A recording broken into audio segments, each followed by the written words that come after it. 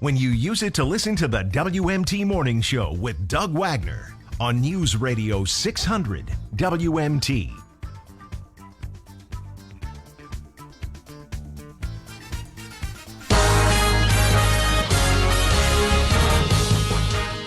.16 now on your morning show. It's Wednesday, June 22nd of 2022. Doug Wagner with you, and it's 6:16 of 2022, or it's 6:16 and 22 seconds right now as well.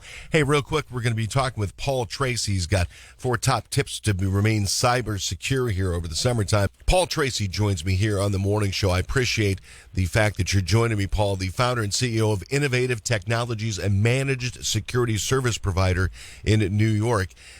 Really thankful for this because it's something where when I travel a lot, and I'm very digitally adept, and I'm looking through the list of 4 things that I need to know right there. Simple tips to stay cyber secure while traveling, and I'm going, For me, it starts off with that VPN. By using a VPN, I could just make my life a little bit easier, couldn't I? It could be a lot easier, right? So generally, we like to use our cell phone. We don't want to connect to public Wi-Fi and things of that sort. But we're in situations all the time when we're traveling, right, where we may not have cell signal. We have to do that. VPN is going to keep you secure, keep your data encrypted so that, on that public network, nobody else can see what you're doing or try to get access to your phone. So for these wireless connections that are in different places, can people really backdoor my phone that easily?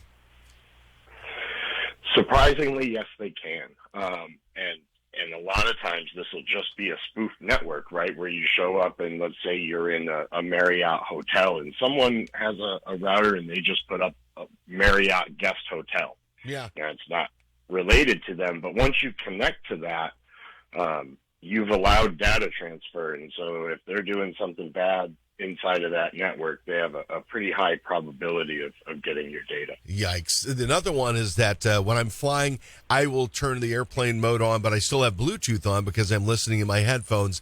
That also is someplace that could happen, something nefarious could happen as well, Paul?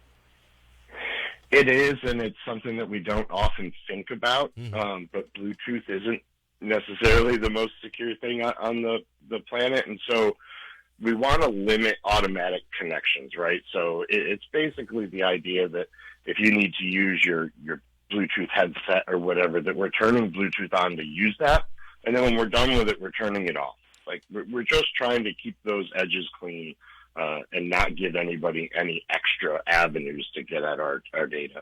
All right. One of the things you have in your list is social engineering, and I need you to explain that to me and my listeners.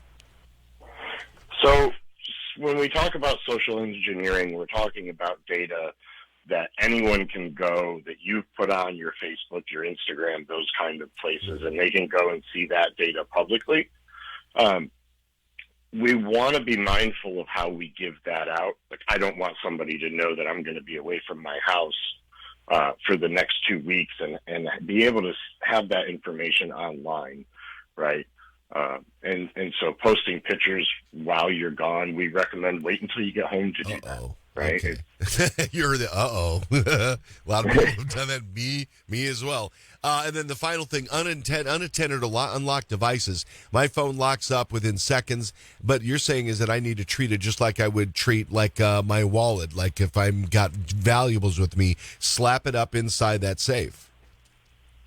Yeah, same thing as, let's say you went on vacation and let's even say we're pre-credit card and you got a wallet full of cash, right? That's how we want to think about our phone because it gives access to our bank accounts and such. Makes sense. How do we find out more about what you do at Innovative Technologies, Paul Tracey? Well, we're available at upstatetechsupport.com. Certainly can search us on LinkedIn or Google and come up with our website. We've got a ton of free resources